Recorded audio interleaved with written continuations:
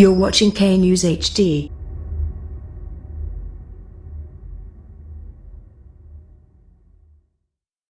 السلام علیکم، آپ دیکھ رہے ہیں کے نیوز چینل۔ خبر شامل کرتے ہیں خانیوال سے۔ ہمارے بیورو چیف ملک ساجد کی رپورٹ کے مطابق ڈپٹی کمشنر آغا ظہیر عباس شیرازی کی ہدایت پر اسسٹنٹ کمشنر کبیروالا حافظ محمد مدثر نے کبیروالا کی علاقہ موضع مبارک میں فیس ماسک بنانے والا مینوفیکچرنگ پلانٹ پکڑ لیا۔